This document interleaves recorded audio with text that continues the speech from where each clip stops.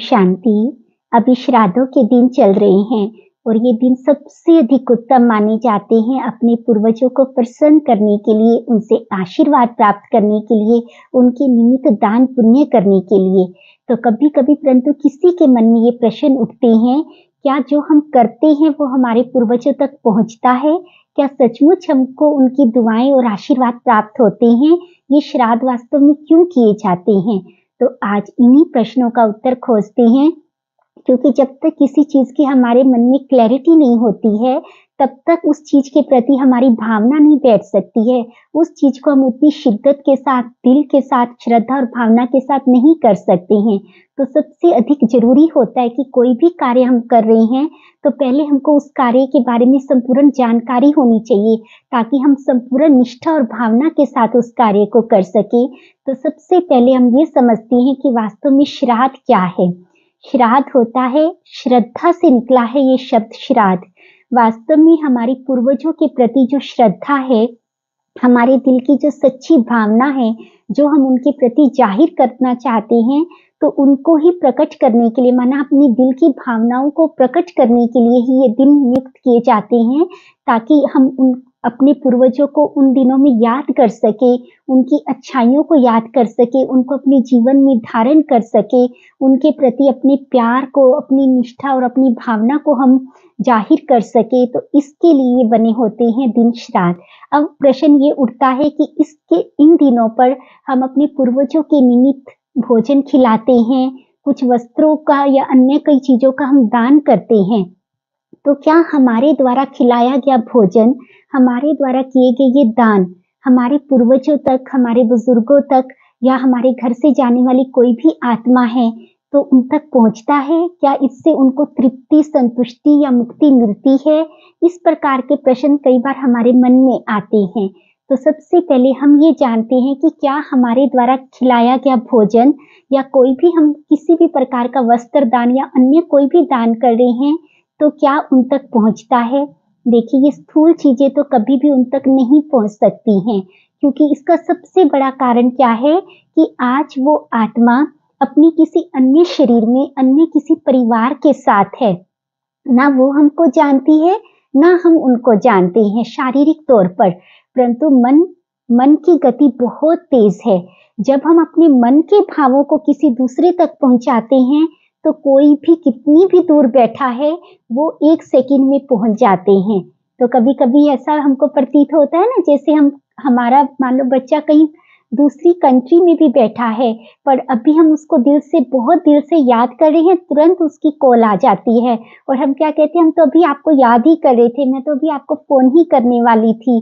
तो ऐसा होता है कि जब हम किसी को बहुत शिद्दत से, भावना से कोई भी यहाँ से थॉट भेजते हैं, तो दूसरे तक वो अवश्य ही पहुंचता है, भले वो किसी भी देश में है, किसी भी जगह पर है, किसी भी अपने कॉस्ट्यूम में है, किसी भी परिवारजनों के साथ रह रहा है, लेकिन हमारे मन का एक एक भाव, हमारी एक एक सोच, हमारा एक एक थॉट उन आत्माओं तक अवश्य ही पहुंचता है। तो वास्तव में जब हम भोजन खिलाते हैं तो वो भोजन नहीं पहुंचता, परंतु उस भोजन के प्रति जो हमारी भावना है, जो श्रद्धा है, वो 101% पहुंचती है। हम कोशिश भी क्या करते हैं कि उन दिनों में वही चीजें बनाएं जो जाने वाली आत्मा को बहुत प्रिय थी। तो ये हमारे जो मन के भाव है ना, कि आज हम वो बनाएं जो उनको प्रिय थी, आज हम उन चीजों का दान करें जो उनको अच्छी लगती थी। तो ये हमारी भावनाएं उन तक पहुंचती हैं, जिससे उनके दिल में हमारे प्रति प्यार जागृत होता है और उनके दिल से हमारे प्रति ऑटोमेटिकली दुआएं और आशीर्वाद निकलते हैं। परंतु कभी कभी क्या होता है, हम कर रहे हैं श्राद्ध, लेकिन एक परंपरा के तौर पर कर रहे हैं, या कभी कभी ऐसा नहीं हम कह रहे कि कोई 1-आधा% ऐसा भी होता है जो शायद मजबूरी में भी कर रहे होंगे।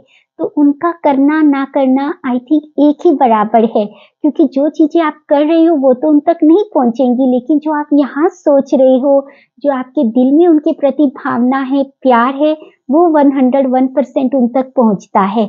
जितनी आपकी ये भावना, श्रद्धा, दिल के संकल्प प्योर होंगे, उतना ही अधिक आपको उनकी दुआएं और आशीर्वाद प्राप्त होंगे। तो इसलिए आप जो भी उनके निमित्त कर रहे हैं, भले आप थोड़ा सा भी कीजिए, बिल्कुल कना दाना कीजिए, क्योंकि वो चीज महत्व नहीं रखती है कि आपने कितना दिया और किसको दिया, महत्व क्या रखेगा कि आपने किस भावना के साथ दिया। और कभी-कभी कोई-कोई कहता है कि क्या हमको पितृदोष लगेगा? क्या हमारे पितर हमसे नाराज़ हैं? माना इस प्रकार के जब संकल्प उठते हैं तो ये कभी भी संकल्प नहीं लाना, क्योंकि माता-पिता दुनिया में ऐसे ही होते हैं, हमारे जो बुजुर्ग हैं, हमारे जो पूर्वज गए हैं, वो चाहे आपसे कितने भी नाराज़ हो सकते हैं, माना थोड़ा रूठ सकते हैं, लेकिन वो कभी भी आपको कभी श्राप नहीं देंगे, कभी भी बद्दुआ नहीं देंगे, क्योंकि ये परमात्मा पिता ने उनको बनाया ही ऐसा है। वो संपूर्ण ज़िंदगी भी अपने बच्चे को दे देते हैं। कहते हैं ना कि जब एक बच्चे को कहा गया कि आपको अपनी माँ का मतलब हृदय लेकर के आना है, उसकी प्रेमिका ने शर्त रखी कि जिस दिन तुम अपनी माँ का हृदय लेकर के आओगे, माना उनका सीना निकाल कर के मेरे पास लेकर के आओगे एज़ अ गिफ्ट, तभी मैं आपसे विवाह करूँगी। और वो बच्चा अपनी माँ के पास जाता है और उसका दिल निकाल कर के अपनी माँ का लेकर के जा रहा होता है अपनी प्रेमिका के लिए, और रास्ते में वो मतलब बच्चा गिर जाता है तो उसके हाथ में जो दिल होता है ना, उससे भी आवाज़ आती है कि बच्चे तुझे कहीं चोट तो नहीं लगी? ऐसे ही होते हैं हमारे माता-पिता, हमारे पूर्वज, उनके दिल में हमारे प्रति सदा ही दुआएँ रहती हैं, प्यार रहता है, आशीर्वाद रहता है। वो हमसे कभी भी क्रोधित नहीं होते हैं, वो हमसे थोड़ा नाराज़ हो सकते हैं, रूठ सकते हैं, लेकिन कभी भी हमको श्राप नहीं देते। तो कभी किसी के मन में ये हो ना कि हमको पितरों का श्राप लगा हुआ है, तो ये नहीं सोचना। परंतु हाँ, ये बहुत कोशिश करना कि कोई भी ऐसा कार्य ना हो, बल्कि उनके जाने के बाद नहीं, उनके जीते जी ही हमको ये तो एक थॉट मन में लेना ही चाहिए, एक दृढ़ प्रतिज्ञा के तौर पर लेना चाहिए कि हम कोई भी ऐसा कार्य नहीं करें, जिससे उनको ज़रा-सी भी दुःख हो, तकलीफ़ हो। कहते हैं ना, जाने के बाद श्राद्ध भले ना करो, लेकिन उनके जीते जी उनको हर रोज़ वो चीज़ खिलाओ जो उनको पसंद है, उनको वही गिफ्ट्स दो जो उनको बहुत अच्छे लगते हैं, और कुछ नहीं दे सकते तो रोज़ उनको प्यार से मिलिए, उनको गले लगिए, उनसे आशीर्वाद लीजिए, उनसे अपने दिल का हाल-चाल बाँटिए, ये उनके लिए सबसे बड़ा गिफ्ट है। वो आपको इतनी ब्लेसिंग्स दे कर के जाएँगे कि आपको उनके जाने के बाद शायद कुछ भी करने की ज़रूरत नहीं होगी, क्योंकि वो कहीं भी रहेगी आत्मा, वो इतनी तृप्त होकर के जाएगी, इतनी संतुष्ट होकर के जाएगी कि वो जन्म-जन्मांतर आपको सदा ही अपनी दुआओं से भरपूर रखेगी। तो इसलिए इन श्राद्धों में कभी कोई संकल्प नहीं उठाना, कभी ये नहीं सोचना कि हम मतलब क्या करें, नहीं करें, कैसे करें, जो भी कर रहे हैं संपूर्ण निष्ठा के साथ, श्रद्धा के साथ, भावना के साथ कीजिए। आपकी 101% वो श्रद्धा, वो भावना, वो आपके संकल्प, जो आपकी शुभ भावनाएँ उन तक पहुँचेंगी और वो आपकी झोली को निश्चित तौर पर अपनी दुआओं और आशीर्वाद से भरपूर करेंगे। आप सदा ही परमपिता परमात्मा की, अपने पूर्वजों की छत्र छाया के नीचे सदा ही सुरक्षित रहें। आपको आपके हर कार्य में सदा ही सफलता मिले।